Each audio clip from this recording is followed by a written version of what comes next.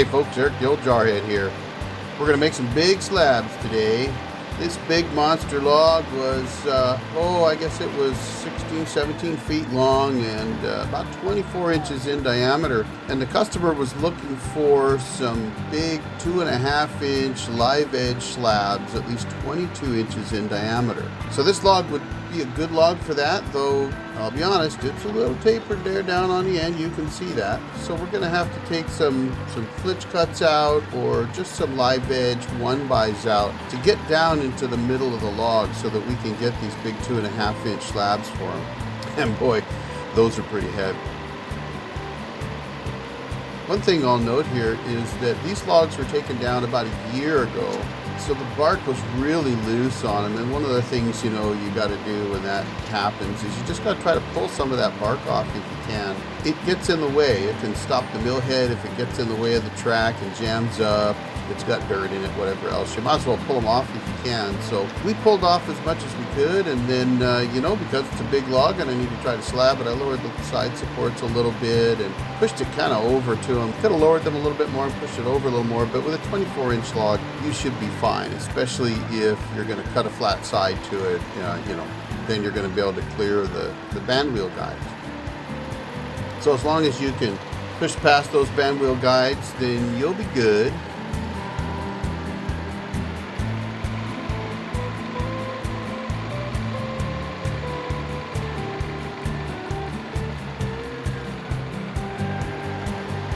So away we go, standard issue, right? Take a slab cut, get her off the log. Now, on these big ones, it does take a little while to get from one end of the log to the other, but that's just part of the game. That's what we do.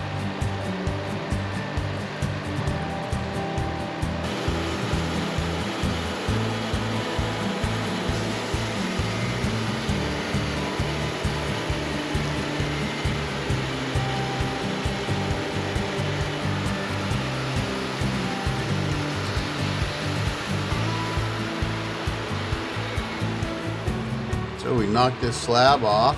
Sometimes, these big slabs are a little bit tricky, and so you just kind of got to work them off. Once you get that slab out of the way, draw the head back. Of course, you got to watch out for your customer.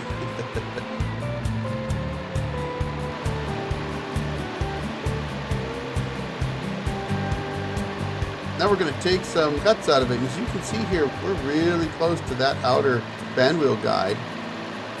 So we kind of take a look at it. We know we can get past there, and then kind of discuss a little bit with the customer to make sure that we're milling what they want. And if they want some straight live edge stuff, okay, well, we'll go ahead and mill that out.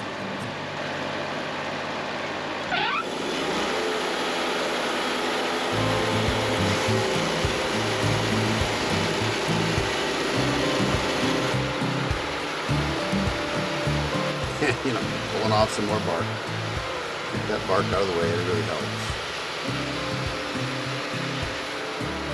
And while I'm at it, folks, if you enjoy these videos, if you like them, if you get any use out of them, I'd love it if you'd smash that like button for me. It really helps, and I appreciate it. Thank you very much for that. I really do appreciate that. And if you haven't subscribed to the channel, do me a favor.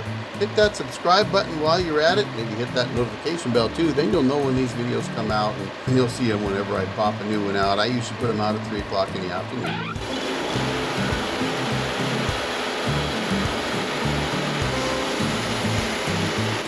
All right, let's get back to it. So cutting some more live edge, and that's one of the things about doing this is every time you look at something and you go, gosh, look at how beautiful that grain is, and the customer sees that, they might say, you know what, let's just take some live edge. We're going to do something with those.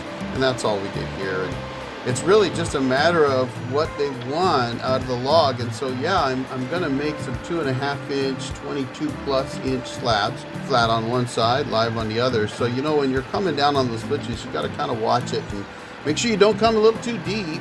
And the challenge here is that when the big end is facing me, which I prefer on these big logs, because then I can make sure I can get by it. The other end, of course, is the small end, and that means you've really got to watch that small end and how much you can get out of it. You might be 24 on the big and 18 on the small, and so if you cut too much out, then you're not going to get those 22-inch cuts. And that's all we're discussing here. We're just kind of looking at if I've kept it wide enough. Fortunately, I did.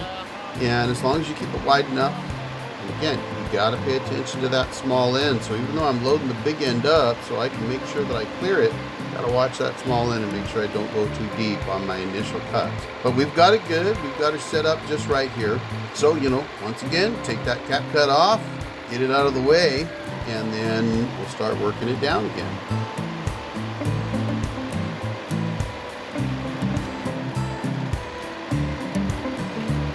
And it looks like this is a really deep cut, but as you can see, this is a tapered log. So it's going to be deep on the big end, not so much on the small end. And we get back to it, start knocking them down. And we're still cutting the 1-inch stuff here. Just trying to get down to that thickest part of the log to make sure that we can get those big slabs formed.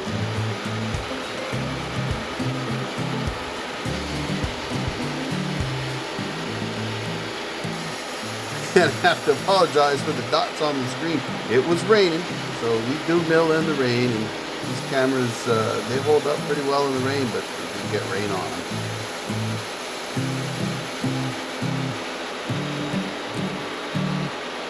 Still working down the 1-inch stuff, trying to get it down so we can get into that deep part of the log where we've got plenty of room. Once we take enough of those, we kind of look at it and say, okay, we're looking pretty good. Now, I cut some big stuff there, and these big 2.5-inch wide slabs, they are heavy. So if you got a tractor handy like they did here, you can just slide it right off the top of the log straight onto the tractor.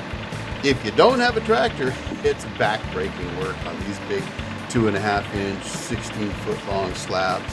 They are heavy, especially when you're talking something that's 18 to 22 inches plus. They're going to be heavy.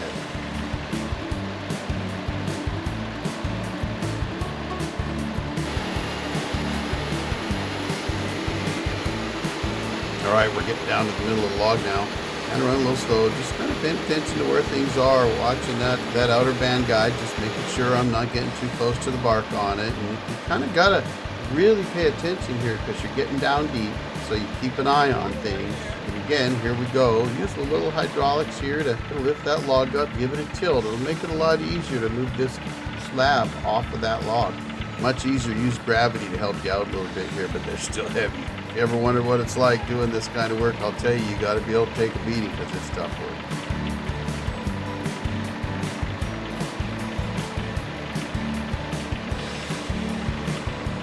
All right, so we got down into the deep part of the log, and because of the taper on the log, logs are round, they're not flat. I'm going to go ahead and flip it over and get it nice and flat on the deck, and then I can go ahead, after I position it a little bit, and I can start making cuts off the other side, and I've got a surface to clamp to.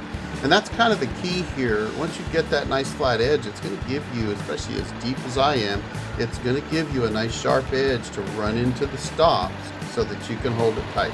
And of course, you got another cap cut off, and then you can get back to it.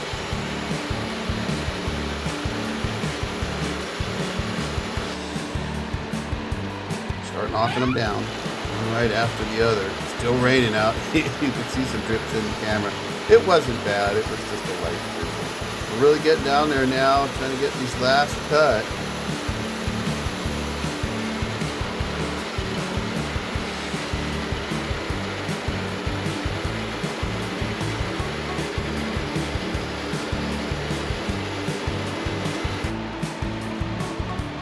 All right, got that last cut done. Now all we got to do is unclamp it, and then thankfully I got hydraulics.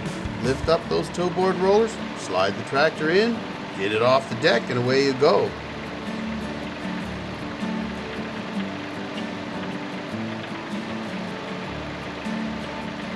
As always, folks, thanks for watching. I hope you enjoyed this video. Let me know your thoughts in the comments. Everybody have a great day. Go Jarhead out.